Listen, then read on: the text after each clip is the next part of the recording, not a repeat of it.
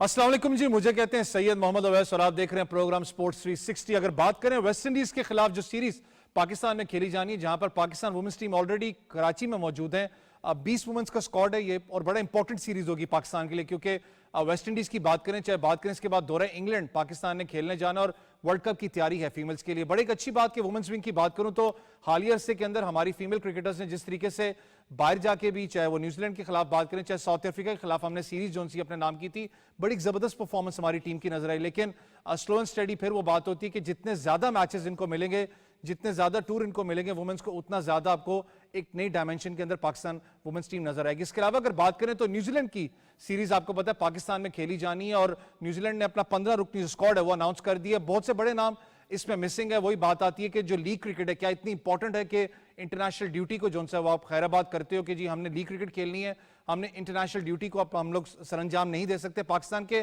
खिलाफ ये सीरीज पाकिस्तान में खेली जानी है, 3 डिफरेंट लोकेशंस पे मैचेस खेले जाएंगे, लाहौर और खास करके पिंडी के अंदर, बल्कि 2 लोकेशंस पे खेले जाने। बड़ी इंपॉर्टेंट पाकिस्तान के लिए भी सीरीज है। देखने वाली बात है कि पाकिस्तान का स्क्वाड जो है वो कौन सा यहां पर उतरेगा न्यूजीलैंड के खिलाफ खेलने के लिए। अगर बात करें इंग्लिश ऑलराउंडर बेन स्टोक्स ने T20 वर्ल्ड कप टूर्नामेंट से बाहर हो चुके हैं, इंजरी का शिकार थे। आपको पता है अभी रिसेंटली बात करूं का इंजरी भी, उनको सर्जरी भी हुई है, पूरे ओवर्स वो करवा भी नहीं सके थे। लेकिन बेन स्टोक्स की कमी महसूस होगी इंग्लैंड को, जिस तरीके से उन्होंने इंग्लैंड को लीड भी किया। उसके अलावा जो एक ऑलराउंडर परफॉर्मेंस आपको बेन स्टोक्स की नजर आती है, वो जो गैप फिल करना है वो बड़ा इंपॉर्टेंट होगा कि कौन सा प्लेयर वर्ल्ड कप के अंदर जाके इंग्लैंड में बेन स्टोक्स की कमी जो सी है वो पूरी करता है। अगर लास्टली बात करें तो श्रीलंका की उम्दा परफॉर्मेंस बांग्लादेश को टेस्ट सीरीज में व्हाइट वॉश कर दिया। अगर ओवरऑल बात करूं तो T20 और टेस्ट के अंदर श्रीलंका ने जीता है अपना पूरा टूर्नामेंट। अगर बात करें बांग्लादेश की तो बांग्लादेश से वनडे में कामयाब हुआ था, लेकिन बांग्लादेश को बांग्लादेश में हराना हैट्स ऑफ है। जिस तरीके से श्रीलंका का आपको पता है पूरा का पूरा टेन्योर चलता हुआ है, उनके इश्यूज रहे अपना क्रिकेट बोर्ड के अंदर, उनके मामलात चलते हुए, लेकिन जो श्रीलंका की टीम है आपको डिफरेंट बॉल गेम और डिफरेंट कलर्स के अंदर यहां पर नजर आई। लेकिन जैसे मैंने कहा कि इस वक्त पाकिस्तान क्रिकेट की बात करें, हर जगह बात हो रही है, चाहे सिलेक्शन की बात करें, चाहे कप्तान को लेकर बात करें, चाहे वुमेन्स टीम की बात करें, न्यूजीलैंड सीरीज यहां पर खेली जानी है। बड़े इंपॉर्टेंट पाकिस्तान के डेवलपमेंट्स है। वर्ल्ड कप से पहले मुझे स्टूडियोज में इस वक्त ज्वाइन कर चुकी है पाकिस्तान की साबिक कप्तान, हमारे शो का परमानेंट हिस्सा भी हैं, पाकिस्तान की साबिक कप्तान, ब्रॉडकास्टर, प्रेजेंटर सना मीरा। अस्सलाम वालेकुम सना। वालेकुम अस्सलाम। बहुत शुक्रिया सना आपके टाइम का। इसके साथ साथ मुझे ज्वाइन करें क्रिकेट एनालिस्ट मलिक खुरम शहजाद। अस्सलाम वालेकुम खुरम भाई। अस्सलाम वालेकुम। बहुत ऑफर बातें हो रही थी खुरम भाई से, हमने कहा खुरम भाई बताएं कोच कौन आ रहा है पाकिस्तान का, बताते नहीं है, पता नहीं क्यों, अपना ही शो है बता दिया करें कौन आ रहा है कोच हमारा। लेकिन कप्तान बड़ी इंपॉर्टेंट सीरीज है पाकिस्तान की वुमेन्स की। अगर हम बात करें, मैं बात कर रहा था डेवलपमेंट की बात करें तो हालिया अरसे में अच्छी बात है कि आपने डोमेस्टिक में मैचेस भी पाकिस्तान वुमेन्स को दिए। उसके अलावा इस वक्त रीजनल मैचेस भी आपको पता है फैसलाबाद में जारी हैं पाकिस्तान वुमेन्स के। ये सीरीज कितनी इंपॉर्टेंट होगी क्योंकि इसके बाद हमने इंग्लैंड खेलने जाना है। सबसे पहले तो रीजनल मैचेस की बात करूंगी। बड़े अरसे बाद इस तरह की आपको मैचेस देखने को मिल रहे हैं। हमने देखा है ज़्यादातर पीसीबी के नॉमिनेटेड टूर्नामेंट्स में 4-5 टीम्स मैक्सिमम बन के मैचेस हो जाते थे। तो ये बड़ी अच्छी एक चीज़ है कि एटलीस्ट लड़कियों को मौका मिल रहा है, ज़रा पूल ऑफ प्लेयर्स आपका बड़ा होगा। इसी तरह से अगर आप कल को चाहते हैं कि आप PSL लड़कियों का स्टार्ट करें तो जितने आप डोमेस्टिक लेवल पर टीम्स को ज़्यादा करके और लड़कियों को ज़्यादा मैचेस देंगे, उस तरीके से इसको आप सॉर्ट आउट कर सकते हैं। तो ये तो बड़ी अच्छी डेवलपमेंट हुई है वुमेन्स क्रिकेट के अंदर। दूसरी जो वेस्ट इंडीज़ सीरीज़ की बात की, 3 मैचेस आपकी चैंपियनशिप का हिस्सा होंगे जो ODI मैचेस हैं। उसके अलावा 5 T20s भी लड़कियां खेल रही हैं। जनरली हमने चैंपियनशिप के साथ देखा है कि 3 T20s और 3 वनडेज मिलते हैं, बट ये अच्छी बात है पाकिस्तान की कि क्योंकि आपको पता है लड़कियों का अक्टूबर में बांग्लादेश के अंदर वर्ल्ड कप आ रहा है, T20 वर्ल्ड कप। तो अच्छी चीज़ है कि मैचेस की सीरीज़ को वेस्ट इंडीज़ के साथ 3 मैचेस से 5 मैचेस के ऊपर ले गए। इंग्लैंड से जो आगे आप खेलते हैं वो आपकी सेम ही रहेगी, बट ये बड़ी अच्छी चीज़ है कि आप एक्स्ट्रा 2 मैचेस में भी आप बहुत से डिफरेंट प्लेयर्स को यूज़ कर सकते हैं, आप बहुत से different strategies, batting orders, different bowlers, ये आपके पास एक फिर जगह मिल जाती है जहाँ पर आपने वर्ल्ड कप की तैयारी करनी है। तो आई थिंक ये नंबर ऑफ मैचेस से भी मुझे खुशी हो रही है देख के। खुरम भाई थोड़ा सा अगर वुमेन्स टीम की बात करूं तो मैंने कहा ना कि हालिया अरसे में अगर देखूं तो एटलीस्ट कप्तान हमेशा एक चीज़ हाईलाइट करती हैं कि जब आप मेंस की बात करूं तो मेंस के अंदर बहुत से मौके हैं जहां पर वो वापस पाकिस्तान टीम को रिप्रेजेंट कर सकते हैं। फर्स्ट क्लास आपके पास मौजूद है, प्रेसिडेंट कप आपके पास मौजूद है, PSL आपके पास मौजूद है जहां पर आप वापस आते हैं।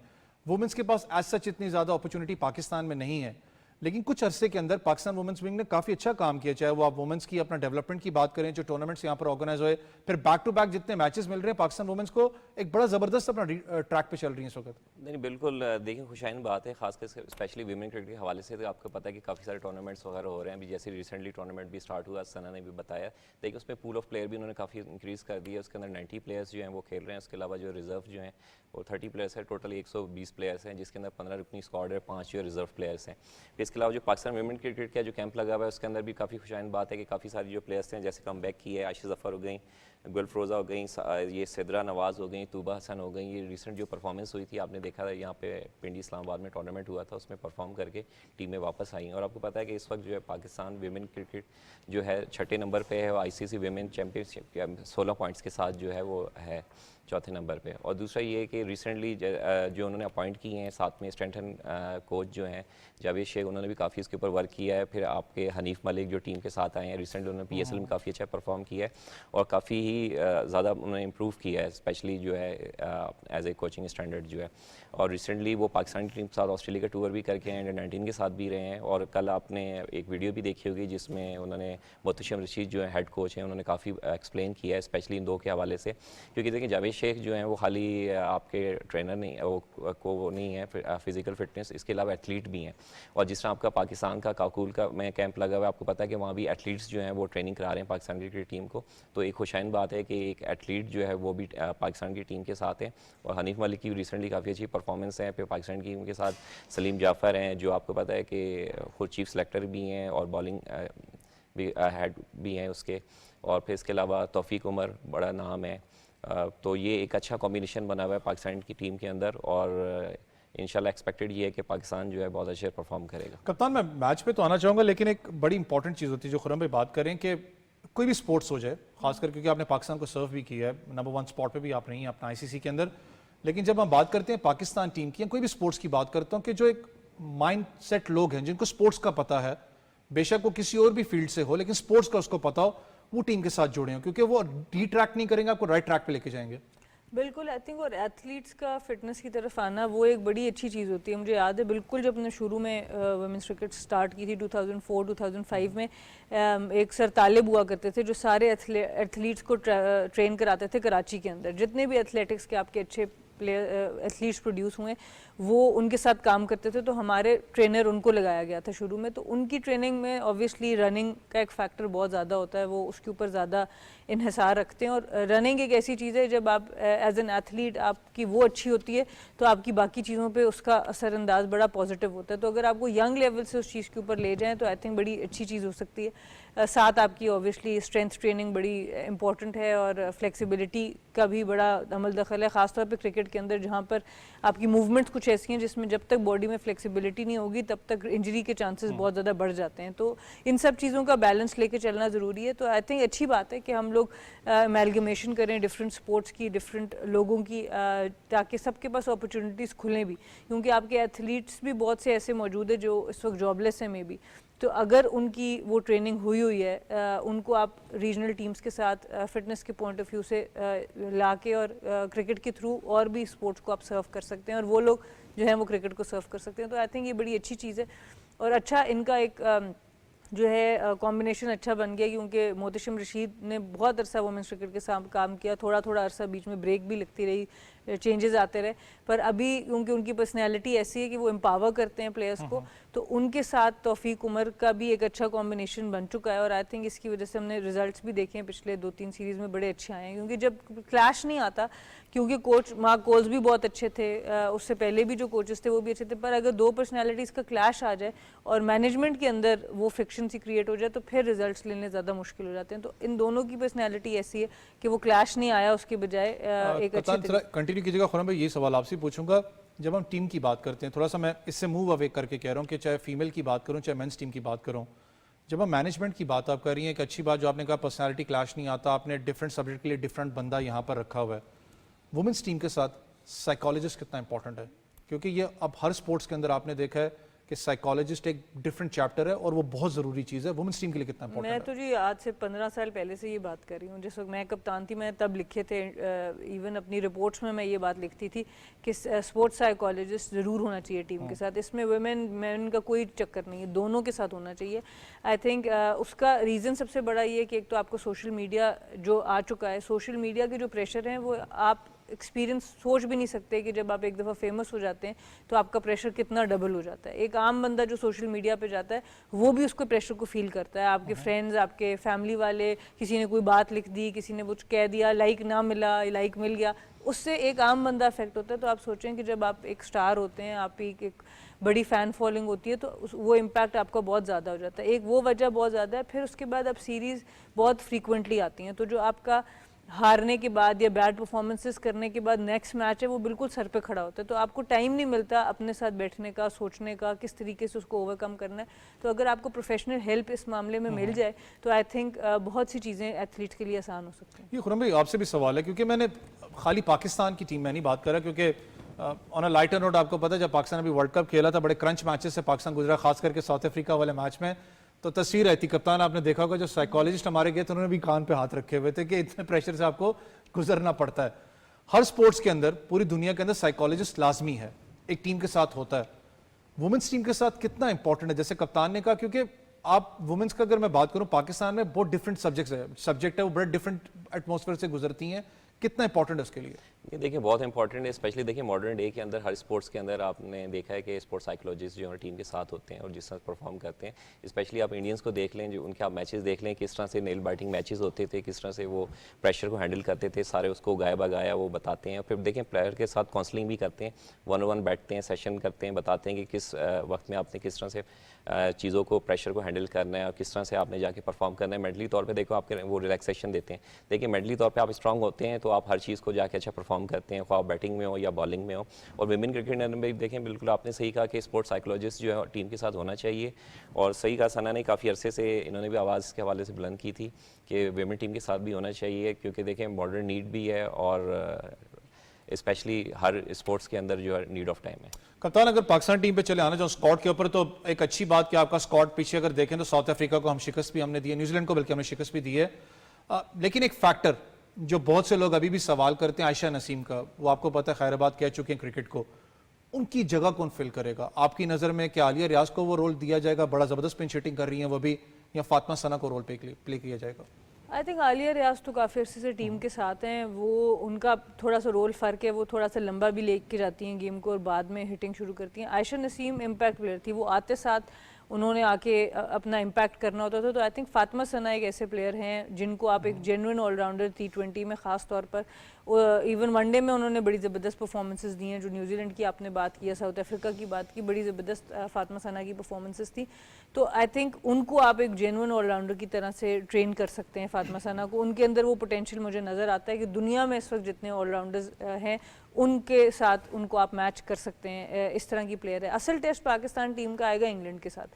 न्यूजीलैंड की टीम अभी इंग्लैंड से 4-1 हारी है। न्यूजीलैंड की टीम इस वक्त जो है वो ट्रांजिशन फेज में है, वो उस तरह की तगड़ी टीम नहीं है जो टॉप 3 या 4 टीमों में मैं जिक्र करूं। वेस्ट इंडीज़ की टीम भी अभी वो नहीं है। साउथ अफ्रीका भी अभी थोड़ा सा डिप किया, क्योंकि मैरिजन कैप किसी कोई मैच खेलती हैं, कोई नहीं खेलती।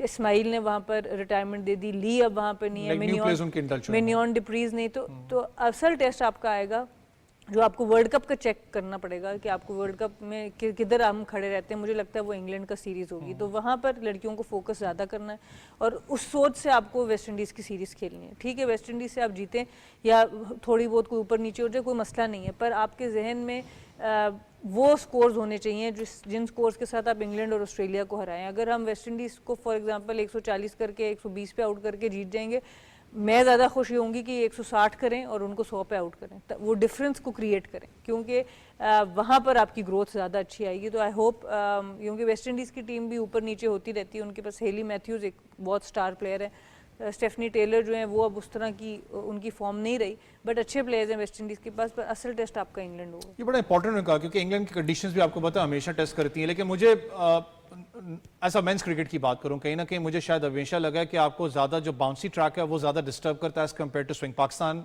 हंटिंग ग्राउंड बड़ा ज़बरदस्त रहा है पाकिस्तान के लिए इंग्लैंड में। लेकिन एक अच्छी बात कि आपकी फीमेल्स को वर्ल्ड कप से पहले काफ़ी अच्छी तैयारी मिल रही है। इंग्लैंड के अंदर एक टफ कंडीशंस हैं, England one of the best sides है खेलने के लिए। नहीं बिल्कुल, देखें सून आफ्टर आप इसके बाद इंग्लैंड के लिए मूव करना है और पाकिस्तान के देखें कॉम्बिनेशन भी बहुत अच्छा इन्होंने भी बनाया है। स्पेशली देखें यंगस्टर को भी इन्होंने इंडक्ट किया है और आपकी जो है एक्सपीरियंस प्लेयर भी हैं, अपना निदर डार हैं, जैसे आपको पता है कि ICC रैंकिंग में वो इस वक्त 5th पे हैं T20 में, और जिस तरह से बड़ी एग्रेसिव प्लेयर हैं। फिर आपकी आलिया रियाज हो गई, आयशा जफ़र हो गई, बिस्मा मारूफ हो गई, डायना बेग हैं। डायना बेग भी काफ़ी अर्से से टीम के साथ हैं और काफ़ी परफॉर्म करती हुई आ रही हैं। और इसके बाद आपको पता है कि इंग्लैंड का दौरा है, फिर इंग्लैंड के बाद आपका जो एशिया कप भी है इसी साल, फिर आपका आगे वर्ल्ड कप है, तो काफ़ी पैक्स शेड्यूल है स्पेशली वुमेन क्रिकेट के हवाले से जो है। कप्तान, थोड़ा सा वेस्ट इंडीज टीम पे आपने बात की, जैसे उसमें मैथ्यूज मौजूद है, लेकिन अगर मैं दोनों टीम्स को कंपेयर करूं, मुझे पता है हमारी लड़कियों ने बहुत अच्छी क्रिकेट खेली है विद लिमिटेड रिसोर्सेज। आप इसको बार बार हाईलाइट करती हैं कि बैकअप है नहीं, कोई डोमेस्टिक सीजन हो जहां से प्लेयर वापस आ सके। लिमिटेड रिसोर्सेज के साथ हमने अच्छी क्रिकेट खेली, लेकिन वेस्ट इंडीज की मैं बात करूं, वो क्रिकेट ज्यादा खेलती हैं। उनकी जितनी ज़्यादा फीमेल्स हैं, मैंने देखा इंडल्ज हैं डिफरेंट लीग्स के अंदर, पूरी दुनिया के अंदर इम्पैक्ट प्लेयर उनके पास मौजूद है एज कम्पेयर टू पाकिस्तान। देखिए, उनका इशू बिल्कुल वेस्ट इंडीज़ मेंस टीम की तरह होता जा रहा है। उनका जो सबसे बड़ी इम्पैक्ट प्लेयर है डियांड्रा डॉटन, वो रिटायरमेंट ले चुकी हैं और वो सिर्फ लीग्स खेलती हैं, तो वो उनको बड़ा नुकसान होता है अब इंटरनेशनल लेवल पर आके, क्योंकि वो आपको जो एक एक्स फैक्टर है वो वहाँ पर मौजूद नहीं है। ठीक है, वेस्ट इंडीज़ की अभी बैटिंग लाइनअप इतनी मुझे स्ट्रॉन्ग नज़र नहीं आती, बॉलिंग भी उनकी बस ठीक है। हमारी इस वक्त बॉलिंग बहुत तगड़ी है। अगर आप देखें नशरा सिंधु को, आप देखें सादिया इकबाल को, ये टॉप 5 बॉलर्स में T20 में आ चुकी हैं दोनों। निदा डार उसके साथ है, फिर डयाना है, फातिमा है, उम्मे हानी एक जो बॉलर नई आई हैं ऑफ स्पिनर, वो भी मुझे काफ़ी अच्छी लगी हैं। फिर आपके पास लेग स्पिनर्स अच्छे हैं, तूबा का भी कमबैक पोटेंशियल हो सकता है या नहीं होगा, देखेंगे। बट ओवरऑल हमारी जो बॉलिंग लाइनअप है ना, खासतौर पे जो 2 लेफ्ट आर्म स्पिनर्स हैं, T20 के अंदर left arm spinners women's cricket के अंदर एक बहुत बड़ा वेपन है। तो अगर आपकी टीम में 2 हों तो वो ऑटोमेटिकली, ज़्यादातर जो राइट हैंडेड टीम्स होती हैं उनको बहुत मसला देते हैं। तो वेस्ट इंडीज़ में अब लेफ्ट हैंडर्स इतने हैं नहीं। उनकी एक किंग होती थी, स्टेसी एंड किंग होती थी, नाइट होती थी, वो अब है नहीं इनके पास। तो इनके मेनली ज़्यादातर राइट हैंड बैटर्स हैं, जिसकी वजह से हमारे ये बॉलर्स और भी ज़्यादा इफेक्टिव होंगे। ये बड़ा इंपॉर्टेंट होगा, लेकिन सीरीज बड़ी इंपॉर्टेंट है पाकिस्तान के लिए, क्योंकि हमने इंग्लैंड इसके बाद खेलने जा रहा है डायरेक्टली अब वेस्ट इंडीज के बाद, और पाकिस्तान वुमेन्स के लिए जैसे कप्तान ने भी कहा, क्योंकि अक्टूबर में वर्ल्ड T20 पाकिस्तान ने खेलना है, वो भी बांग्लादेश कंडीशंस में, जहां पर इतना आसान नहीं होगा। स्पिन ट्रैक है, बड़ा टफ कंडीशंस होती हैं प्लेयर्स के लिए वहाँ डोमिनेट करना। लेकिन अब न्यूजीलैंड की तरफ चलते हैं जी। पाकिस्तान वर्सेस न्यूजीलैंड सीरीज आपको पता है खेली जानी है इसी महीने, बड़ी इंपॉर्टेंट सीरीज है पाकिस्तान मेंस के लिए भी, क्योंकि जो एक कैंप इस वक्त जारी है काकुल में, जहां से खबरें भी बहुत ज्यादा आ रही हैं। आपको पता है कप्तान भी चेंज हो चुके हैं, वहां से एक बड़ा तगड़ा स्क्वाड उम्मीद है कि पाकिस्तान बनाने में कामयाब होगा न्यूजीलैंड के खिलाफ। खुरम भाई, एक सवाल जो आपसे मैं ऑफर भी कर रहा था, कप्तान से भी करना चाहूंगा, लेकिन पहले आपसे मैं करूं, आईसीसी आखिर मुझे पता है रेवेन्यू बहुत ज्यादा वहां से जनरेट होता है, बाकी मामलात हैं, सारा कुछ है, लेकिन नेशनल ड्यूटी से तो बड़ी कोई चीज नहीं है। स्क्वाड जो न्यूजीलैंड भेज रहा है, यहां पर न्यूजीलैंड है, तगड़ा स्क्वाड है, लेकिन उनके की प्लेयर्स मौजूद नहीं है, वो आईपीएल में बिजी हैं जी, वो नेशनल ड्यूटी को सर्व नहीं कर सकते। क्या इस पर एक्शन नहीं होना चाहिए? नहीं, देखें बिल्कुल होना चाहिए। स्पेशली देखें आप, जैसे हम अपने मुल्क में कहते हैं कि पाकिस्तान इज़ ऑलवेज फर्स्ट, और जिस तरह से चेयरमैन ने यहाँ पे भी निजी होटल में भी सबसे पहली जो उनके साथ मीटिंग की थी प्लेयर्स के साथ, यही कहा था कि प्रायोरिटी जो आपकी पाकिस्तान होनी चाहिए, और दूसरे क्रिकेट बोर्ड्स को भी इसी तरह देखिए, जो भी उनकी नेशनल ड्यूटी है वो फर्स्ट प्रायोरिटी होनी चाहिए, ना कि आपको लीग होनी चाहिए। आपको देखो जहाँ से नाम मिलता है, जहाँ से मुकाम मिलता है, और जैसे अभी स्क्वाड भी देख रहा था, देखें ना विलियमसन है, ना बुलेट है, ना सऊदी है, ना मिचल्स हैं, ना फिलिप्स हैं, ना रविंदर आ रहे हैं, और आप देख रहे हैं कि 3rd टियर टीम जो है पाकिस्तान के लिए उन्होंने अनाउंस कर दी है यहाँ पर। कप्तान, मुझे एक चीज तो मैं थोड़ा सा, आपकी बात ठीक है, मैं इस चीज पे थोड़ा सा डिसएग्री सेंस में करता हूं कि आप चाहे नॉन टेस्ट नेशन के लिए खेल रहे हो, क्योंकि मैंने ये बातें सुनी है अपने भी, ओ जी तुम पाकिस्तान नहीं खेले, भाई नॉन टेस्ट नेशन भी खेलना कोई आसान चीज नहीं, आप ऊपर आते हो। न्यूजीलैंड भी जो टीम है, ये लड़के परफॉर्म करके न्यूजीलैंड खेलने आ रहे हैं, लेकिन मैं इस सेंस में कह रहा हूं, आप आईसीसी की मीटिंग्स में भी आप अटेंड करती हैं, क्या आईसीसी न्यूजीलैंड से या किसी क्रिकेट बोर्ड से जवाब नहीं मांगता कि भाई इंटरनेशनल टूर है, आईसीसी का टूर है, आपके प्लेयर्स यहाँ पर मौजूद क्यों नहीं है? क्या इन पे एक्शन कोई होता नहीं है? नहीं, ये बायलेटरल सीरीज है, पहली बात तो ये आईसीसी बायलेटरल सीरीज के ऊपर इतना कुछ इंटरफेरेंस कर नहीं सकता, और वैसे भी आईसीसी इंटरनल मैटर्स के ऊपर ज़्यादा वो नहीं करता, वो बोर्ड को एम्पावर करता है। इसमें कॉम्प्लिकेशंस आ जाती हैं, क्योंकि देखिए जब ये बड़ी लीग्स आपको साइन अप करती हैं, ये 2-3 सालों के लिए आपका कॉन्ट्रैक्ट होता है, ये 1 साल ब साल का नहीं होता। वो ज़रूर होता है कि आपकी ड्राफ्टिंग होती है और ऑक्शन होता है, वो सारा कुछ होता है, बट जनरली आपका जो कॉन्ट्रैक्ट होता है वो 2-3 साल तक एक प्लेयर का साइन होता है, इंसेंटिव उसको मिलता रहता है जी, तो इंसेंटिव मिलता है या उसकी एक कमिटमेंट आप ले लेते हो, और सारे बोर्ड को पता होता है कि ये विंडो है इस लीग की और हमारा ये प्लेयर उस लीग में इस कॉन्ट्रैक्ट के अंदर है, क्योंकि कॉन्ट्रैक्ट्स आपके बोर्ड के बगैर साइन होते नहीं है, एनओसी मिलती नहीं है। अब अगर आपका बोर्ड उस टाइम पर कोई सीरीज रखता है, उसको पता है कि ये प्लेयर्स अवेलेबल नहीं है। तो देखें ये सीरीज़, अब मैं पहले भी कह रही हूँ, पिछली भी न्यूजीलैंड सीरीज़ और ये भी न्यूजीलैंड सीरीज़, ये उसके रिवॉर्ड के तौर पर पाकिस्तान को मिल रही है, जो पिछली दफ़ा एक दफ़ा पेनल्टी लग गई थी कि न्यूजीलैंड वापस चला गया था। तो बोर्ड की एक मजबूरी है कि उन्होंने ये सीरीज़ वापस देनी है पाकिस्तान को किसी तरह, पर वो अब अपने मेन प्लेयर्स को नाराज़ नहीं करेगा। यही फ़र्क है जिन मुल्कों में प्लेयर्स बॉडीज़ अवेलेबल हैं, जैसे फीका की बॉडी न्यूजीलैंड में अवेलेबल है, तो वहाँ प्लेयर्स के राइट्स हैं। अगर उन्होंने एक चीज़ पहले से साइन की हुई है, आपने सीरीज़ बाद में प्लान की है, तो वो आप उनके ऊपर प्रेशर नहीं डाल सकते कि वो अपनी कमिटमेंट से हटें, क्योंकि जिस वक्त आपने एनओसी दी थी उनको अगले 2 साल 3 साल को कॉन्ट्रैक्ट साइन करने के लिए, तब तक उस टाइम पर नेशनल ड्यूटी नहीं थी। तो ये फ़र्क होता है जहाँ पर प्लेयर्स की बात करने वाले लोग मौजूद होते हैं कि प्लेयर्स के ऊपर अनड्यू प्रेशर आता ही नहीं है। तो बोर्ड फिर ये कहता है कि अच्छा ये वाले प्लेयर्स को हम छेड़ नहीं सकते, अब हमने दूसरे प्लेयर्स को भेजना है। यहाँ पर पीसीबी के भी अंदर हम ये सोच सकते हैं कि पीसीबी और फ़र्क क्या कर सकता था, मे बी वो सीरीज़ आगे पीछे डेट्स करके वहाँ करें जहाँ आपको प्रॉपर न्यूजीलैंड की, आप 3 सीरीज़ मत करते, आप एक ही सीरीज़ पर मानते हैं, पर आप कहते हैं हमें फुल फ्लेज टीम भेजो। सो ये निगोसिएशंस होती हैं, आप किस तरह की निगोसिएशन करके आएँ और किस चीज़ को आपने मान लिया। क्योंकि आप भी खुरम इस चीज़ पे हैरान होंगे, मैं खुद हैरान होता हूँ कि मुझे पता है कि मैंने कहा ना कि आईसीसी को वहाँ से रेवेन्यू जनरेट होता है। अगर मैं गलत नहीं हूँ तो जो क्रिकेट बोर्ड जिनके प्लेयर खेल रहे हैं उनको भी कुछ शेयर जाता है प्लेयर का, जो प्लेयर जो भी उनका खेल रहा है। आईपीएल की बात करूँ, लेकिन बड़ी हैरानगी की बात होती है जिस वक्त आईपीएल खेला जाता है, कि 1.5 से 2 महीने के, अगर मैं गलत नहीं हूँ, वो पीरियड के अंदर खेला जाता है, पूरी दुनिया की क्रिकेट हॉल्ट पे होती है, कोई क्रिकेट हो नहीं रही होती पूरी दुनिया में। मैं उस सेंस में कह रहा हूँ कि जो क्रिकेट बोर्ड्स हैं या जो आईसीसी है वो खामोश क्यों रहता है हमेशा? कहीं ना कहीं तो अब आपको आवाज़ उठानी पड़ेगी। बिग 3 वाला मामला आपके सामने है, बिग 3 खत्म हुआ, बिग 2 कहीं आपको नजर आने पड़ा।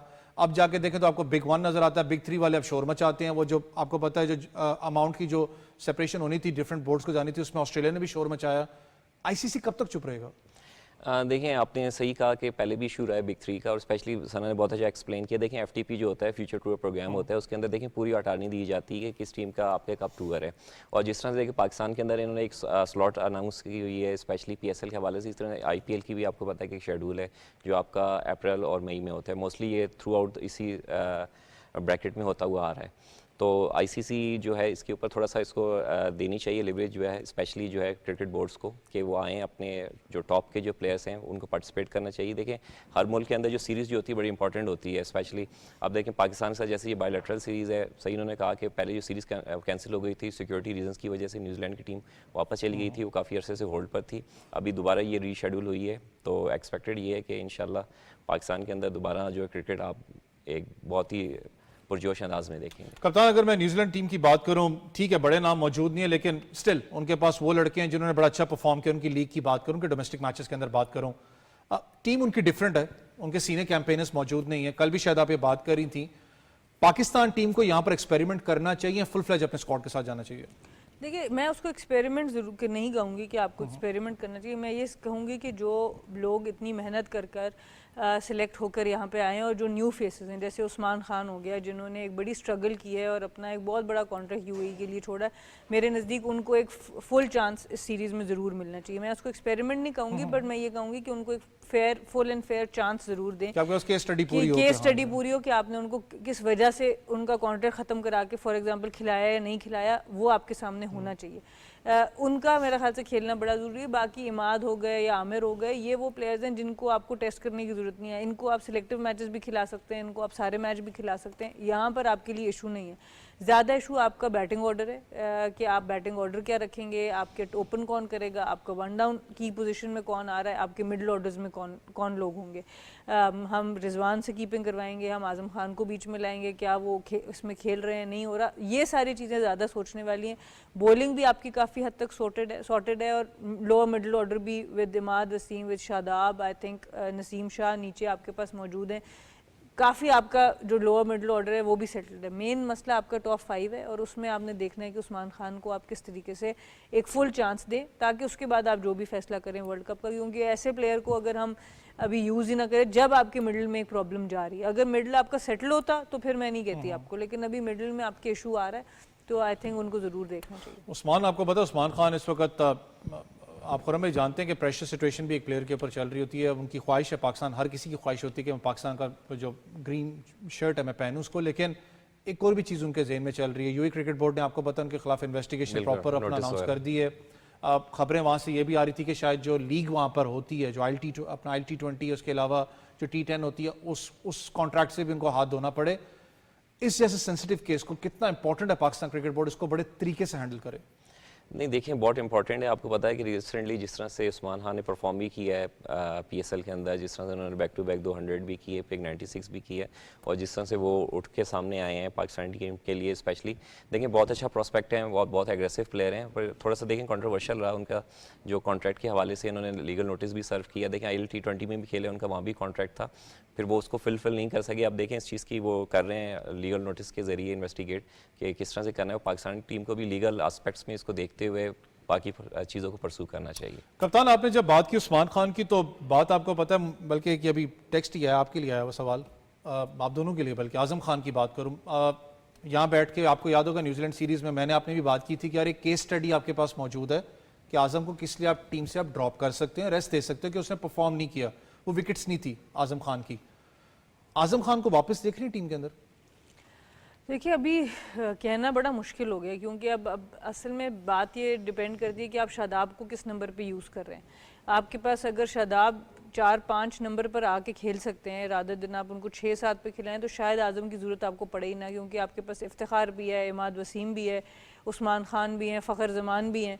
सो अब ये सारा डिपेंड करेगा कि आप फ़खर जमान को और आप शादाब को किन नंबर्स पे बैटिंग करवाएंगे। आई थिंक वहाँ से ये डिसाइड होगा कि आपको फिर नीचे कोई पावर हिटर की ज़रूरत है कि नहीं। लेकिन आपके पास जब इतना एक स्क्वाड, अगर मैं जैसे कहा ना, अगर मैं अपने स्क्वाड से चलूँ तो शायद मुश्किल लगता है, क्योंकि आमिर जमाल आपने कहा कि मौजूद हैं, उसके अलावा खुरम भाई आपके पास इमाद वसीम मौजूद हैं, फिर उस्मान खान मौजूद हैं, इफ्तिखार मौजूद है, फ़खर जमान मौजूद है।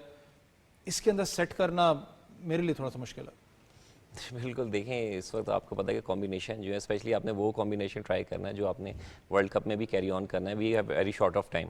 देखिए अभी आपने उस चीज़ को मद्देनजर रखते हुए आपने स्क्वाड को डेवलप करना है जो आपने वर्ल्ड कप के अंदर कैरी ऑन करें। देखें आपने आज़म खान की बात की, आज़म खान ने रिसेंटली बहुत अच्छा परफॉर्म किया, स्पेशली आपने PSL में देखा जिस तरह से नेल बैटिंग मैचेस वगैरह हुए, स्पेशली इन्होंने रावलपिंडी में जो परफॉर्म किया, फिर स्पेशली जहाँ आपका वर्ल्ड कप हो रहा है USA और कैरेबियन में, CPL में देखें थ्रू आउट आप उनके 2 सीज़न देख लें, काफ़ी अर्से से वो परफॉर्म करते हुए। थोड़ा सा उनके देखें इशू ज़रूर है फिटनेस के हवाले से, अदरवाइज देखें he is one of the best जो पावर हिटर जो है इस वक्त पाकिस्तान में। पावर हिटर तो बड़ा ज़बरदस्त है। मैं एग्री करूंगी कि सबसे ज़्यादा जो प्लस पॉइंट है उनका CPL का एक्सपीरियंस ज़रूर काम आ सकता है, तो इसी वजह से उनको आप उन विकेट्स की बात करें, वर्ल्ड कप की विकेट्स की बात, तो आपको अभी इसे बनानी तो वर्ल्ड कप की टीम है ना अपनी, क्योंकि वर्ल्ड कप अब बहुत करीब रह गया, जून में शुरू है आपका वर्ल्ड कप, तो उस लिहाज से आपके पास स्क्वाड में तो मेरे ख्याल से होने चाहिए आजम खान, जिस तरह की उनकी हिटिंग कैपेबिलिटीज़ हैं, वाकई बहुत ही क्लीन हिटिंग वो करते हैं, स्क्वाड में ज़रूर होना चाहिए। 11 में अब आप किस वक्त कैसे लाएंगे, किस तरीके से बाकियों को इस्तेमाल करेंगे, वो फिर कप्तान की अपनी। ये बड़ा इंपॉर्टेंट है। लेकिन हारिस रऊफ की भी आपको पता है कि अपडेट आ रही है कि हारिस रऊफ शायद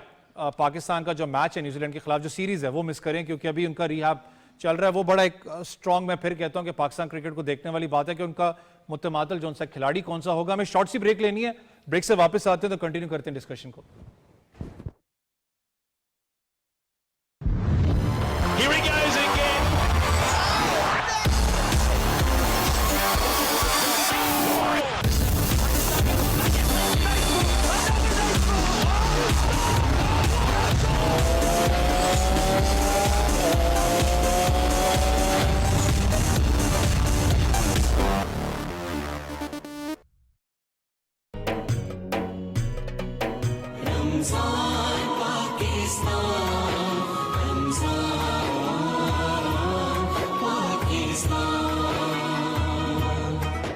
रमज़ान के इस बाबरकत और रहमतों वाले महीने में हम पेश कर रहे हैं आपके लिए खसूसी transmission Ramzan Pakistan. Ramzan Pakistan.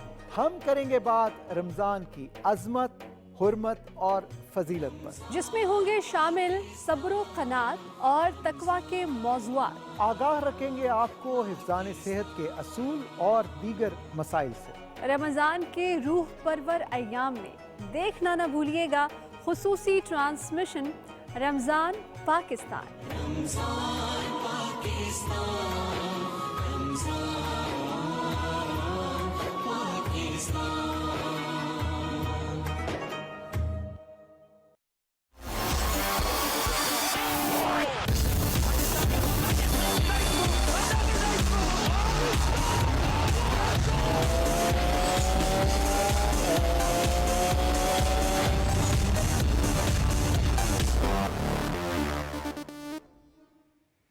Welcome back जी, आप देख रहे हैं स्पोर्ट्स 360 और अभी हमें ज्वाइन कर चुके हैं ब्रेक के बाद मेरे को एंकर भी हैं, हमारे होस्ट भी हैं पीटीवी वर्ल्ड पे, आप इनको देखते भी रहते हैं, स्पोर्ट्स 360 पे भी आप देखते रहते हैं, मेरे मोहसिन बल्कि टीचर कहूंगा अहमद नवाज मुझे ज्वाइन करें। अस्सलाम वालेकुम। वालेकुम अस्सलाम सर, कैसे हैं आप? बस ठीक ठाक, आप सुनाए। एक उस्ताद यहाँ बैठे, उस्ताद यहाँ नहीं बैठे नहीं हैं। सर, आज ये मुझे प्रेशर फील होगा। नहीं कोई प्रेशर नहीं है, बल्कि हमें ये कहना चाहिए कि मेरी मुझे फील होना हाँ चाहिए, जी। दो होस्ट के दरमियान मुझे बिठा दी। बल्कि मैं यही सोच रहा था कि एक हमेशा से ख्वाहिश थी कि मैं आपके प्रोग्राम का हिस्सा बनूं। आज आप बैठे हैं तो मैं मुझे चलिए बहुत सर, बहुत शुक्रिया। मेरे ख्याल से मैं चली जाती हूँ, आप दोनों बाकी प्रोग्राम। लेकिन अहमद भाई, हम बात कर रहे थे पाकिस्तान क्रिकेट की। इस वक्त आपको पता है इंपॉर्टेंट दौरा है पाकिस्तान, क्योंकि इस वक्त काकुल से बहुत सी खबरें भी आ रही हैं। मैं कप्तान से भी बात कर रहा था, जो एक स्क्वाड वहां से निकलना है वो बड़ा तगड़ा स्क्वाड, उम्मीद है कि न्यूजीलैंड के खिलाफ खेला जाएगा। इस पूरे ओवरऑल सिनेरियो को कैसे देख रहे हैं? और बात हो रही थी आजम खान की, लेकिन मैं एक प्लेयर की तरफ जाना चाहूंगा, हारिस रऊफ का। हारिस रऊफ का वही फिटनेस इशू नजर आ रहा है, वो शायद वापस उनको एनसीए भेजा जाए जहां पर वो रीहैब करेंगे। उनकी कमी कितनी महसूस होगी? आई थिंक काफ़ी कमी महसूस हो सकती है, लेकिन आपको ये भी फिर साथ साथ सोचना है कि पाकिस्तान का पेस अटैक जो बनता जा रहा है, अगर तो आप आमिर को फुली फिट खिला रहे हैं, अगर आप शाहीन को खिला रहे हैं, नसीम शाह मौजूद हैं, तो आपके पास ऑप्शंस अब इतनी ज़्यादा आ गई हैं कि I think Babar Azam as a skipper would be very happy. देखें प्रॉब्लम हमारा कहाँ पे आ रहा है, जिस तरह सना ने भी निशानदेही की कि कुछ प्लेयर्स भी अंडर प्रेशर होते हैं, बोर्ड से कुछ मामलात हैं। एक चीज़ तो बहुत खुशाइन है जो मेरे ख्याल से हम सबको डिस्कस करनी चाहिए डिटेल में, कि जब से मोहसिन नकवी साहब आए हैं तो एक किस्म का आप कह लें कंसिस्टेंसी चीज़ों में नज़र आ रही है। और अगर तो ये पॉलिसी देखें, बात हमेशा पाकिस्तान में सिलेक्शन की नहीं रही, पॉलिसी की नहीं रही, प्लेयर्स के टैलेंट का मसला नहीं है, बात है इनकन्सिस्टेंसी की। तो अगर तो इन फैसलों के साथ बोर्ड वाकई एक किस्म का आप कह लें कि एक डेडिकेशन, एक मुतहरिफ है बोर्ड के जितने अरकान है कि जी नहीं हमने इसी रास्ते पर चलना है, कप्तान को एम्पावर करना है, सिलेक्शन कमेटी का पहली बार हिस्सा बनाया गया। अगर आप ऑन द बुक्स कहें, पहले तो वैसे भी कुछ ना कुछ ख्वाहिशात कप्तान हमेशा देता था, लेकिन एक बहुत सी डायनामिक सेट कर दी गई हैं। आई थिंक प्लेयर्स का जहाँ तक सवाल है, अगर आप कंडीशंस को सोचेंगे, हारिस पर्टिकुलरली देखें, बात ये कि हम मिसमैनेज बहुत करते हैं, और मेरा अभी भी पॉइंट वही है कि या तो आप उनका कॉन्ट्रैक्ट ख़त्म करके एम्बैरस ना करते, और अगर आपने यही फैसला लेना था कि उनको वापस दिया जाना है तो फिर somebody should have talk to him. But वो सना एक चीज़ की हमेशा से निशानदेही करती आई है कि हमारे यहाँ पे सबसे बड़ा प्रॉब्लम है प्लेयर्स और बोर्ड के दरमियान कम्युनिकेशन गैप का।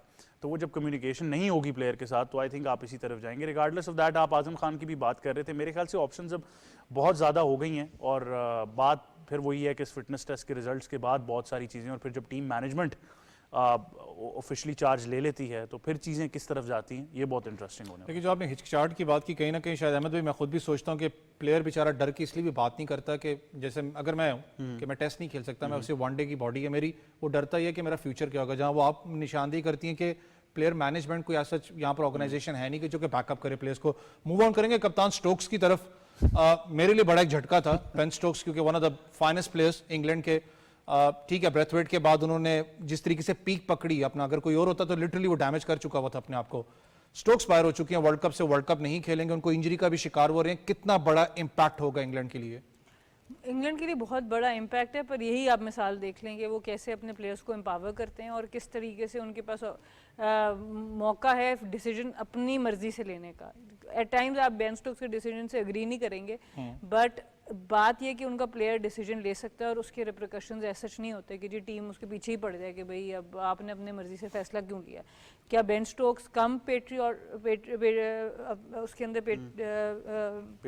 पेट्रियोटिज्म कोई कम है कि वो नहीं खेल रहा, बट क्या है उनकी जो ओवरऑल सोच है वो टेस्ट क्रिकेट की तरफ है। वो चाह रहे हैं अपने आप को as an allrounder test cricket में लेके आना, तो उनकी सोच बड़ी है। वो T20 को वो अहमियत नहीं दे रहे, वो लीग्स को उन्होंने IPL भी नहीं खेली, उन्होंने T20 वर्ल्ड कप भी छोड़ दिया। तो यहाँ पर मामला फ़र्क है, पर फैसला फिर भी प्लेयर ही कर रहा है। यही एक पैनल बोर्ड डॉक्टर्स का पैनल आके भी कह सकता था जी हमने बेन स्टोक को एडवाइस की है, नहीं, वो प्लेयर्स को खुद एम्पावर करते हैं कि आपका फैसला आप बता सकते हैं। तो ये एक बहुत बड़ा फ़र्क है बाहर के बोर्ड्स में और हमारे बोर्ड्स में। लेकिन बेन स्टोक्स की ये बात मुझे बड़ी ज़बरदस्त लगी कि उन्होंने जो फ़ौक़ियत दी है वो टेस्ट क्रिकेट को दी है T20 क्रिकेट के ऊपर। ऐसा बहुत कम होता है, हमने ऑस्ट्रेलिया के कुछ प्लेयर्स को देखा जैसे स्टार्क हो गए, कमिंग्स हो गए, बड़े अरसे बाद अब वो लीग क्रिकेट में वापस आए, वरना वो सिर्फ टेस्ट क्रिकेट खेलते थे अपने मुल्क के लिए, उस पर फोकस करते थे। अब हम बेन स्टोक्स को भी देख रहे हैं कि वो भी इसी तरफ चल रहे हैं। तो ये बहुत बड़ी बात है, ये कोई छोटी बात नहीं, क्योंकि हम जो बात करते हैं बहुत से फाइनेंसेस इन्वॉल्व होते हैं और आप जितना भी कमा लें, अगर आपके अंदर कनात नहीं है तो आपको और कमाना ही होता है। लेकिन ये बहुत बड़ी बात है कि उन्होंने T20 क्रिकेट को इसलिए छोड़े कि वो अपने आप को टेस्ट क्रिकेट के लिए फिट अहमद भाई, ये अगर मैं ओवरऑल बात करूं इंग्लैंड की, तो आपको पता है कि अगर 5-6 साल पहले चले जाओ, रेड बॉल के अंदर इंग्लैंड वाज डोमिनेटिंग एवरीवेयर। जिस तरीके से इंग्लैंड ने रेड बॉल क्रिकेटर्स प्रोड्यूस किए हैं, बिल्कुल। लेकिन जब से बेसबॉल आई, T20 वनडे के अंदर ज्यादा उनका आपको नजर आती है as compared to test matches में ज्यादा स्ट्रगल करते हुए नजर आ रहे हैं। मुझे याद है अभी रिसेंटली जो सीरीज हारे भी थे, लेकिन स्टिल क्रिकेट बोर्ड से एक बयान आया था कि ये जो प्लेयर्स हैं they will be remembered as greats, जिस तरीके से उन्होंने सर्व किया इंग्लैंड को। बेसबॉल क्रिकेट और जो अभी सूरत हाल इंग्लैंड टीम की चल रही है, वर्ल्ड कप पे इम्पैक्ट नजर आएगा? आई थिंक आ सकता है, और मोस्ट प्रोबेबली कुछ कॉम्बिनेशन ऐसे हैं जो वो नहीं भी बना पाए। जिस तरह सना ने बात की, देखें बेन स्टोक्स का पर्टिकुलर केस अगर आपने स्टडी करना है तो आप तारीख को कुछ थोड़ा सा पीछे ले जाइए। एंड्रू स्ट्रॉस बड़े सक्सेसफुल कप्तान रहे इंग्लैंड के लिए टेस्ट में, उनके बाद एलिस्टर कुक आए, तो पर्टिकुलर फोकस जो था वो टेस्ट क्रिकेट पर ही रहा। और इंग्लैंड की एक खासियत यही है कि जो टेस्ट क्रिकेट पर फोकस करना चाह रहे हैं प्लेयर्स, खास तौर पर जब कप्तानी की बात होती है, तो वो कोशिश करते हैं कि अपने आप को वाइट बॉल से लिमिट कर लें। लेकिन देखें, पॉलिसी गाइडलाइंस बहुत इंपॉर्टेंट होती हैं। इंग्लिश क्रिकेट बोर्ड ने आई थिंक 2015 में ये फैसला कर लिया था कि अब इसके बाद जो वर्ल्ड कप होने जा रहा है वो हमने जीतना ही जीतना है, और वहाँ से प्लानिंग शुरू हुई। आपके सामने एक पूल ऑफ प्लेयर्स को इन्हांस किया गया, और मॉर्गन को ये टास्क दिया गया, और सारी चीज़ें जो थी वो उस हिसाब से आई थिंक चलती गई। T20 world cup in between आया, उसमें भी हमें वो चैंपियन बनते हुए नजर आए, तो वो फोकस बहुत था। बेसबॉल की जहाँ तक बात, आई थिंक मिक्स्ड ओपिनियन ज़रूर हैं। इंडिया में हम मान लेते हैं कि चलें वो नहीं चला, बट वो अप्रोच गलत नहीं है। आई थिंक जिस तरीके से इंग्लैंड खेला है उसकी वजह से टेस्ट मैच ज़्यादा एक्साइटिंग हुआ, इंग्लैंड को ऑलमोस्ट रिजल्ट ज़्यादा मिले, वरना तो शायद इससे भी ख़राब सूरत हाल होती।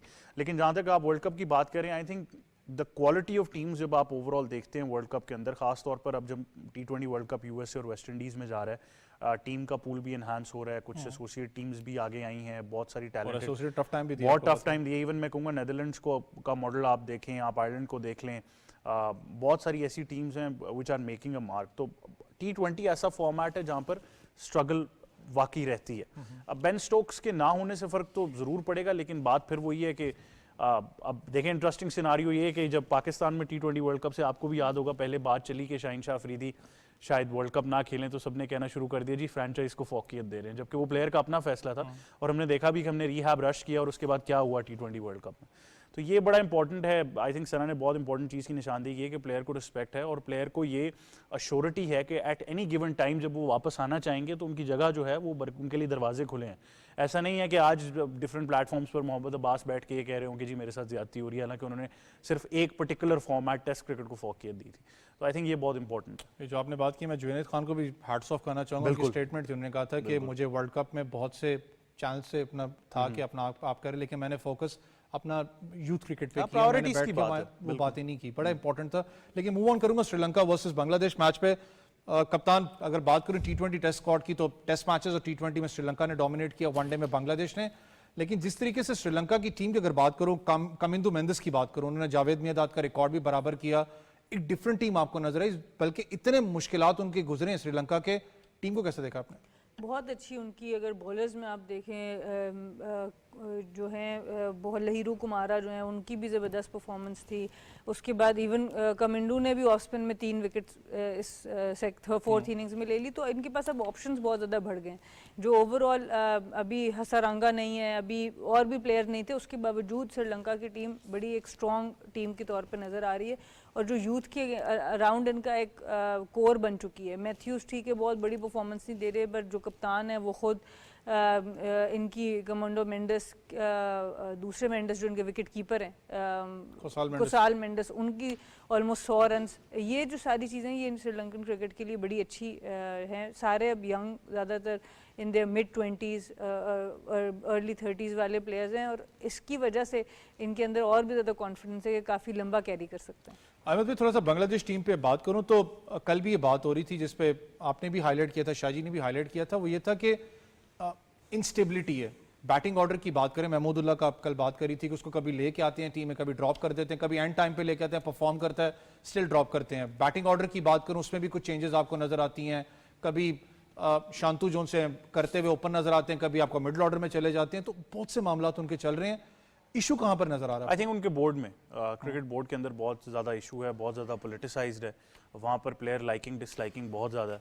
माजी में हमने देखा जो तमीम इकबाल का पर्टिकुलर केस था, जिस तरीके से उसको हैंडल किया गया, it was very disappointing for cricket. फिर वहाँ पर ये भी बात हुई कि वो पिचेस जो हैं वो सूटेबल बांग्लादेश को करने के लिए बनाई जाती हैं, लेकिन उसके बाद वो किसी बाहर की कंडीशंस में नहीं परफॉर्म कर पाते।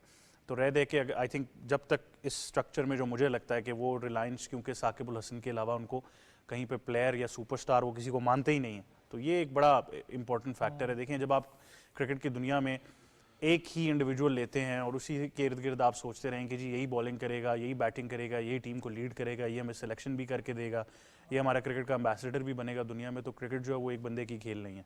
तो I think they now have to think very seriously, क्योंकि जैसा कि मैंने आपको अभी निशानदेही की कि बहुत सारी टीम्स जो हैं वो अब आगे ग्रो करके आ रही हैं, cricket is becoming more inclusive. तो जब आप टेस्ट स्टेटस की बात करते हैं तो कहीं ना कहीं फिर ये चीज़ें डिस्कस होना शुरू हो जाएंगी कि आपके पास कितनी कैपेबिलिटी है कि आप घर में तो हार रहे हैं, बाहर भी नहीं जीत पा रहे। ये बड़ा इंपॉर्टेंट है क्योंकि आपने कहा, लेकिन एक आपने बड़ी अच्छी पॉइंट बात की साकिब अल हसन की। अगर बात करूं, one of the best players, one of the best allrounders दुनिया के अंदर, एक दो मैचेस के अंदर मौका भी मिला उनको देख के खेलने, बल्कि खेला भी उनके खिलाफ। लेकिन जो अहमद भाई ने बात की, टीम यूनिट बन के आपको जीतना पड़ता है। आप एक प्लेयर के ऊपर अगर आप रिलायंस दिखा दो कि बस यही है, इसके इर्द गिर्द घूमना है, कभी भी आप एक बड़ा टूर्नामेंट नहीं जीत सकते। मुझे मेरी टीम को कल तक इजाजत दें। अल्लाह हाफिज।